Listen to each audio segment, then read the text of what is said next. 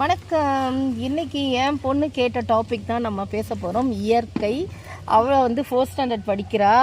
அவளோட ஸ்கூலில் அவளுக்கு வந்து இயற்கை, மரம் நடுதல், அது இதுன்னு எல்லாமே இருக்குது.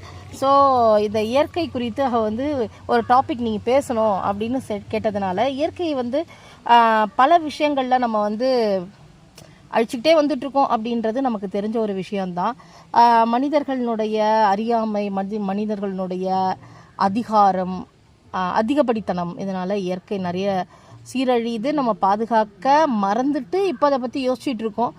ரீஜெனரேட் பண்ணுறது எப்படி அப்படின்றத யோசிச்சுட்டு இருக்கோம். ஆனால் இயற்கை நம்மளை வச்சு ஒவ்வொரு இடத்துலையும் செஞ்சுக்கிட்டு இருக்கு அப்படின்னு தான் நம்ம சொல்லணும்.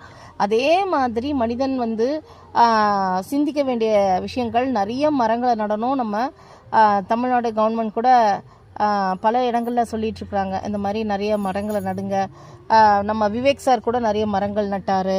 அப்புறமா ஒரு லேடி, அவங்க பேர் நான் மறந்துட்டேன், ஆனால் அவங்க கூட ஒரு 3 கோடி மரங்கள் வந்து நட்டிருக்காங்க அமெரிக்க பகுதிகளில் அப்படின்லாம் நம்ம நிறைய பார்க்குறோம். ஸோ நம்மளுடைய இயற்கையை நம்ம எப்படி பாதுகாக்கலாம் அப்படின்றத பொறுத்து நம்ம கொஞ்சம் குப்பைகளை போடாமல், அப்புறமா பிளாஸ்டிக் இந்த மாதிரி விஷயங்களை போடாமல் நம்ம வந்து நம்ம இயற்கையை பாதுகாப்பாக வச்சுக்கிட்டோம் அப்படின்னாலே அது போதுமானதாக இருக்கும்.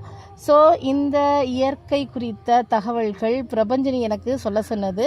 ஸோ அது வந்து உங்களுக்கு யூஸ்ஃபுல்லாக இருக்கும் அப்படின்றத நான் நம்புகிறேன்.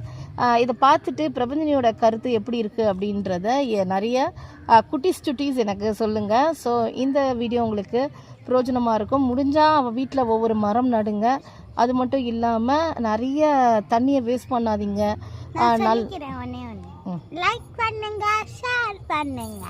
அது மட்டும் இல்லாமல் சப்ஸ்கிரைப் பண்ண மறந்துடாதீங்க. இயற்கையை போற்றி பாதுகாத்து கொள்வோம்.